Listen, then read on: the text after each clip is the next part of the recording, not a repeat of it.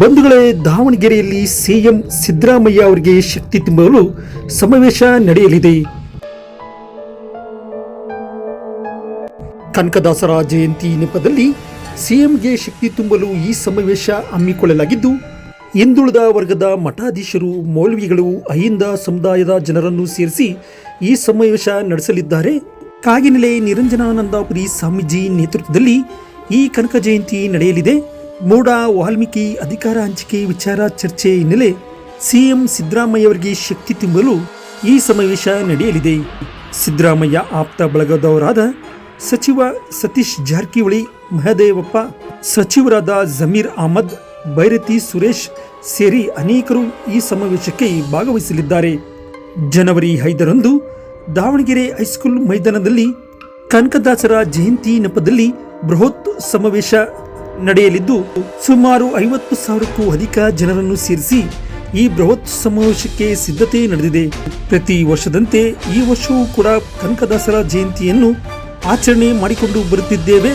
CM Siddaramaiah ಅವರು ಆಗಮಿಸುವ ಹಿನ್ನೆಲೆ ದಾವಣಗೆರೆಯ ಹೈಸ್ಕೂಲ್ ಮೈದಾನದಲ್ಲಿ ಕನಕದಾಸರ ಜಯಂತಿ ಅದ್ದೂರಿಯಾಗಿ ಆಚರಣೆ ಮಾಡಲಿದ್ದೇವೆ ಎಂದು ಮಾಜಿ ಶಾಸಕರಾದ ರಾಮಪ್ಪ ದಾವಣಗೆರೆಯ ಬೀರಲಿಂಗೇಶ್ವರ ದೇವಸ್ಥಾನದ ಬಳಿ ಸುದ್ದಿಗೋಷ್ಠಿ ನಡೆಸಿ ಅವರು ಹೇಳಿದರು.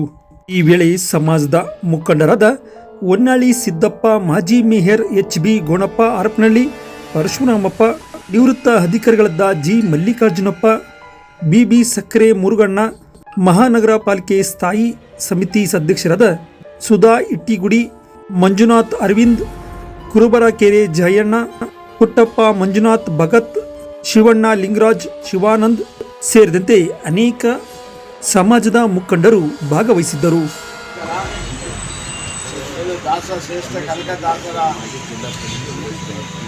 ಜಯಂತಿಯನ್ನು ಆಚರಣೆ ಮಾಡಬೇಕಂತೇಳಿ ಸಮಾಜದ ವತಿಯಿಂದ ಹಾಗೂ ಈ ಎಲ್ಲ ಸಮಾಜದ ವತಿಯಿಂದ ಮಾಡಬೇಕಂತ ಸಿದ್ದರಾಮಯ್ಯ ಎಲ್ಲ ಪೂರ್ವಭಾವಿ ಮಾಡಿ ಒಂದು ಸಭೆ ಕರೆದ ವಿಷಯ.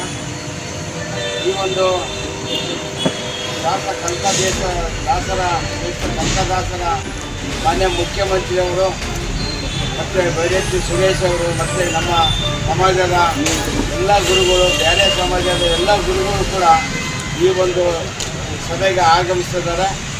ಮತ್ತು ನಮ್ಮ ರಾಜಕೀಯದಿಂದ ಇದರಿಂದ ನಮ್ಮ